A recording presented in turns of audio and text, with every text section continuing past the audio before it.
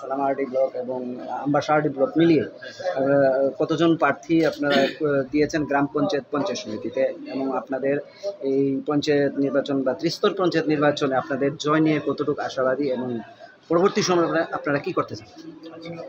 প্রথমত ধন্যবাদ আপনাদের যারা সোশ্যাল মিডিয়াতে যারা আছেন, যারা সামাজিক ভাই বন্ধুরা আছেন, আপনাদের ধন্যবাদ অসংখ্য। আজকে আমরা যে ত্রিস্তর পঞ্চায়েতে যে আমরা নমিনেশন দাখিল করেছি আমবাসা পৌরসভা আন্ডারের অন্তর্গত আমবাসা ব্লকে, এবং আমরা আমবাসা পৌরসভা অন্তর্গত সামান ব্লকে আমরা নমিনেশন চলছে। টোটাল আমরা দিয়েছি আমরা 24 জন মেম্বার, গ্রাম পঞ্চায়েত মেম্বার প্লাস পঞ্চায়েত সমিতি মেম্বার মিলে। তার মধ্যে 4 জন পঞ্চায়েত সমিতি আছে এবং বাকি আছে প্রায় 17 জনের মতো। তারা গ্রাম পঞ্চায়েতে তারা ক্যান্ডিডেট নমিনেশন জমা দিয়েছেন এবং তারা ক্যান্ডিডেটে কন্টেস্ট করবেন।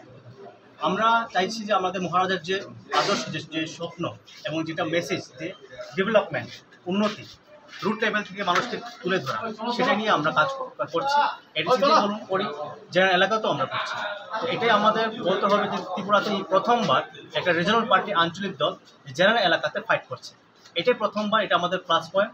আমাদেরকে বিশ্বাস করে যারা পাহাড়ি বলুন, জনজাতি বলুন, সকলে অংশে মানুষ এগিয়ে এসেছে, আমাদেরকে সহযোগিতা করছে এবং আমাদের সাথে তারা লড়াই করবে। এবং আমরা যাতে প্রত্যেকটা অঞ্চলে গিয়ে, প্রত্যেক জায়গায় গিয়ে মানুষকে যাতে আমরা উন্নতির মুখ দেখাতে পারি, এটাই আমরা উদ্দেশ্য, মহারাজার উদ্দেশ্য।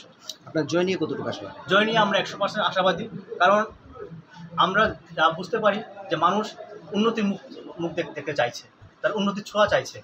এবং এডিসিতে বিগত 4 বছরে আমাদের মহারাজার নেতৃত্বে এডিসি যে ত্রিপুরা মতো গভর্নমেন্ট পরিচালিত হচ্ছে, সেখানে আর্থিক সংকুলতার কারণেও এরপরও সত্ত্বেও বিভিন্ন জায়গায় ডেভেলপমেন্ট কাজ চলছে। আপনারা সকলে জানেন, সামাজিক বন্ধুগণ, আপনারা সকলে জানেন যে এডিসিতে কতটুকু আর্থিক সহায়তা পাচ্ছে রাজ্য সরকার থেকে বলুন আর কেন্দ্র সরকার থেকে বলুন। স্বল্প অর্থে সত্ত্বেও এডিসিতে ডেভেলপমেন্ট কাজ চলছে।